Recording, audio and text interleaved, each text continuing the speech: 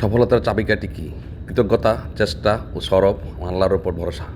সূরা আর রহমানকে বলা হয় কোরআনের কনে। এই সূরা আল্লাহ তার অসংখ্য নিয়ামতের কথা স্মরণ করিয়ে দেন, জান্নাত, রিজিক, ক্ষমা আর রহমতের কথা। হাদিসে এসেছে এই সূরা তেলাওয়াত করলে হৃদয়ের কৃতজ্ঞতা জন্মায়, দুশ্চিন্তা কমে আর আল্লাহর রহমতের নিকটবর্তী হয়। প্রতিটি আয়াতে বারবার বলা হয় ফাবি আই আলাই রাব্বিকুমা তুকাজ্জিবান, অর্থাৎ তোমরা তোমাদের রবের কোন কোন নিয়ামতকে অস্বীকার করবে। এ সূরা আমাদের শেখায় অভিযোগ নয়, কৃতজ্ঞতাই সফলতার চাবিকাঠি। আজই সূরা আর রহমান তিলাওয়াত করুন আর ভিডিওটি বেশি বেশি করে শেয়ার করুন প্রিয়জনদের সাথে সওয়াবের নিয়তে।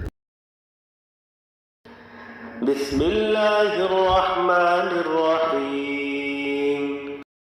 আর রহমানু আল্লামাল কুরআন। পরম দয়ালু আল্লাহ, তিনি শিক্ষা দিয়েছেন কোরআন। খালাকাল ইনসানা তিনি মানুষ সৃষ্টি করেছেন। আল্লামাহুল বায়ান। তিনি শিখিয়েছেন মনের কথা প্রকাশ করতে। الشمس والقمر بحسبان والنجم والشجر يسجدان। চন্দ্র সূর্য আবর্তন করে সুনির্দিষ্ট হিসাব অনুযায়ী, তৃণলতা গাছপাতা তারই জন্য সাজ দেয় অবনত। والسماء رفعها ووضع الميزان।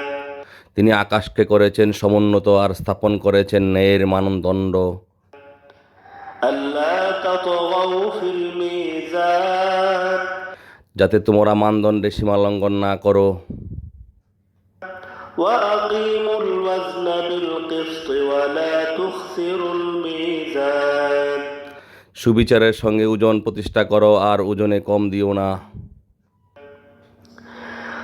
والأرض وضعها للأنام। আর জমিন তিনি তার প্রাণীকুলের জন্য তাকে করেছেন বিস্তৃত।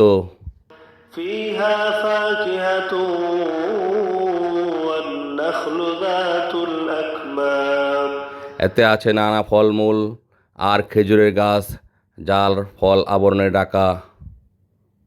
والحب ذو العصف والريحان। আর খোসা ও ডাঁটা বিশিষ্ট দানা আর সুগন্ধি গাছ। فبأي آلاء ربكما تكذبان।